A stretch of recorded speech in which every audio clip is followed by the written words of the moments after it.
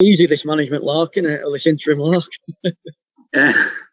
No, I just need to calm myself down at the side of the park, to be honest. I'm trying to kick and head every ball that's coming in. And it's just a wee bit of composure, from my side, needed a wee bit. But when it gets to the final few minutes of the game, you're still in it. You try and get something. Then, as I said earlier, it was about throwing a wee bit more caution at the wind, trying to get us forward and trying to get something out of the game. Did you feel any different on the touchline, Frankie, than you would normally when you were in a sort of assistant role, or did it feel different? Yeah, definitely. Yeah, I think I understand how Alex and all the other coaches and managers feel when they're at the side of the pitch. And when you're asking for things to be done and you've worked on things to be done and then they don't work out at times. So I understand that. But the thing that I asked for the players today is that they give us everything they've got, go and give it. And at the end of the day, if you do that and be a threat going forward, then you never know what will happen in the game. But ultimately, we need to try and create scoring opportunities, and when they come our way, try and be as clinical as we can in the box. So I was pleased with some of it. I thought we created a good few chances in the first half, less so in the second half. But there was a couple of times we got into good positions, just down the sides is where the areas that we thought, and then obviously the cut back of the cross just sort of failed us a wee bit. And I also thought, when we obviously had corners, offensive ones, hitting them at the back area. Big Jordan in the first half, my memory serves me right, he's a bit unfortunate, just gets maybe caught a wee bit under the ball. So there was a lot of pleasing bits, Dave. Yeah. Promise, what we need to do is just tidy up some of the bits that we probably didn't do a wee bit as well as I would have expected us to do it. Yeah. The formation you went with, Frankie, is that one you had in mind for today, or is that how you like to play in general? To be honest, it's one that I like, you know what I mean? But it's just making sure that we really work when we don't have the ball. That's the most important part of it. When I'm putting two up the pitch as well, we need to make sure that when it goes forward that we're really causing, the opposition as many problems as we can. Mm-hmm. So yeah, if I'm honest, I like that setup. And it was the first time the players have tried it. We had a few times in terms of working it, and they liked it. But ultimately, it's a shift, particularly for the three behind the two strikers. If I'm honest, they need to work hard. Yeah. Would you describe it as a diamond, Frankie? Sort of the midfield shape behind it. Yeah. It's a diamond type. Do you know what I mean? A lot of people call it a diamond, but I call it. I mean, the way that I've painted it, the way I worked it was a 4-1-3-2. Do you know what I mean? So that was how I worked, because I thought Norwich would set up in the 4-2-3-1, as I said to you. Do you know what I mean? With two deep setters and in a 10, which they did with Dell, and then they had Sorensen and McLean. So it was just making sure that three behind the two strikers work as best they can, show them down, show them outside the pitch, and try and not allow them inside. And I thought at times we did it well. Talked with Preston and got them into traps and stole it, and we broke forward just a couple of times. We maybe didn't execute the pass as well, into the areas that we were looking to try and get it into. But I thought, and I don't know what you thought, but I just thought Ryan Ledson playing as the 6 as well. I thought he was excellent today, because he's a typical task, because he's dealing with a 10, but you're also dealing with times with Buendia and Pukki coming into pockets. Once they breach the first line of defence for us, it's a tough shift for him. But I thought he was excellent today. Yeah. When your substitute pops up in the 95th minute as well, so as the head man, you can give yourself a pat on the back there, can you? No, listen. It's not about Frankie McAvoy. It's anything but. It's about the whole squad. It's about the whole group of players, and the backroom team there. At the end of the day, Brad's popped up with a goal. I'm delighted for him, but ultimately I'm more delighted for the group, to be honest. It's not about one individual. No, there's no one individual bigger than the group here.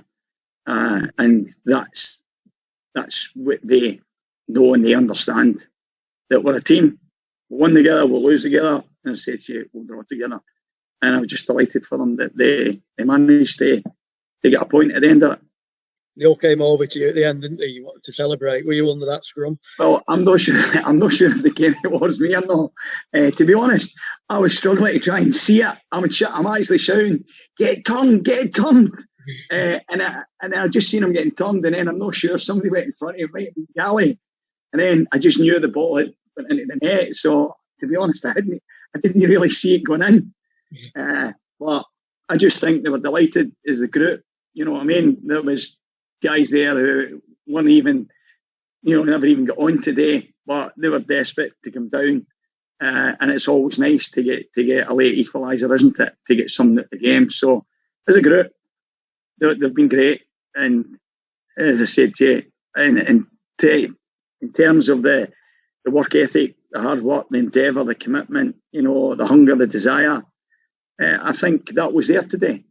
That was there. And we know we've got that now. Now we need to try and make sure that we can just make sure we compose ourselves, take it game at a game, and try and approach each game as we did for this one. Do you know what I mean? To try and be as threatening as we can going forward, but at the same time, make sure that we're tough to beat. So that's been the task, Dave. And I thought, we did well on occasions, as I said. There was other times where they managed to get good opportunities and chances, because good teams do that.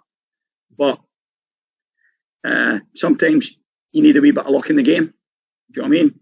I thought they got a wee bit at times, and we got a wee bit as well. So over the piece, I'm delighted with the players. Last one from me. Everyone come through okay today?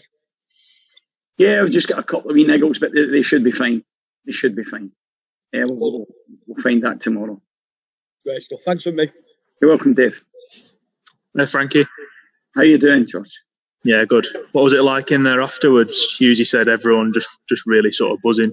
Can you sense already what might have done for the group? Yeah, well, that was the thing. As I said, obviously there's been a change in terms of going forward. Alex has moved on, and what you don't want to do is everything's positive moving forward, and then you sort of get a negative outcome when your first game. Yeah. And I just said to them, I said, look, whatever happens today, what you want to try and do is come out with a positive result. Ultimately we'll go and try and win it. But sometimes if you don't win it, then at least try and not lose the game. That's the last part of it for you. And I said to them, you give everything right to the final whistle, whether it's 91, 92, 93, 94, whatever it may be. And it just so happened, I think it was the 95th minute today. And, as I said to them, when you've got that hunger and desire, knowing that you've got to try and get something at the game, and that will stand you well going forward. And that's what they need to do going forward now. Yeah, I know you spoke about having your own ideas and things, and you've shown that today, haven't you, with a diamond, a couple of players in different positions, substitutes to front. Yeah, I wanted to try and be as threatening as we could going forward. Listen, we know how good Norwich are. Nobody needs to tell us that. But I just thought, here, let's go, let's have a go, let's have an opportunity. It is an opportunity for us. Let's go and try and attack them and try and create as many goal-scoring opportunities as we can. And that's what we worked on ultimately when we had it. But at the same time, just making sure that we try and be as compact as we can when they have it, and try and limit them to as many chances as we could. But listen, they're a good team, as you've seen. They can move it. They've got real energy, and they've got players that can handle the ball well.